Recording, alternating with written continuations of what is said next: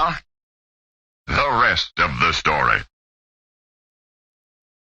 I do not ever recall hearing this story before of how Cassius Clay's career as a fighter began. It seems the little boy had told a lie, not a terribly significant lie, but any lie was significant to his mother, who promptly threatened young Cassius with a whipping. And Mama herself packed a mean punch. This was vividly recalled by little Cassius. He had tasted Mama's wrath before. He had no intention of doing so again if he could help it, so he ran. He ran as hard as he could. Now, Mama realized she couldn't match the boy's speed, so she called out to everyone in the house, "Catch Cassius." Everybody dropped what he was doing and obeyed Mama. The child ran outside. Everybody took out after him. Quickly, it became apparent that Cassius was about to be caught. But he refused to surrender. And so, spying a pile of stones, he made a dash for it. He grabbed as many rocks as he could and began throwing rocks at his pursuers. Young Cassius eventually lost that fight. But he did make things interesting. And it would be a long time before he would lose another one.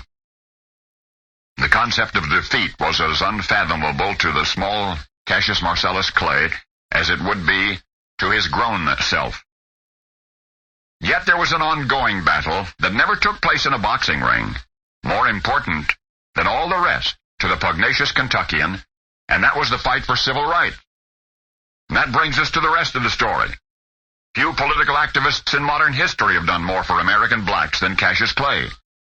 At one point in the defense of civil rights, Clay took the gloves off literally, punched a member of his home state legislature senseless with his bare hands. Cassius Clay once recalled that fighting had characterized each decade of his life, and yet few remember today how vigorous was his contribution to the fight for social justice. Fighting, physical and otherwise, came as naturally to Cassius Clay as floating to a butterfly or stinging to a bee.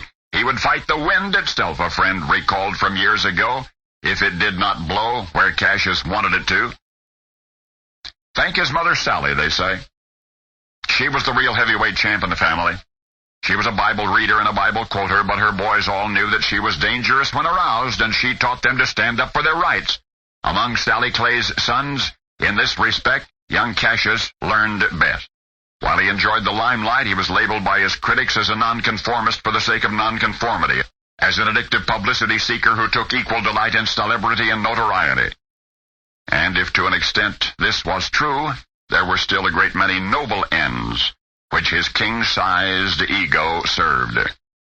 Defenders of the alias Muhammad Ali have said that Cassius Marcellus Clay was a slave name, was inappropriate to be borne by a true black individual.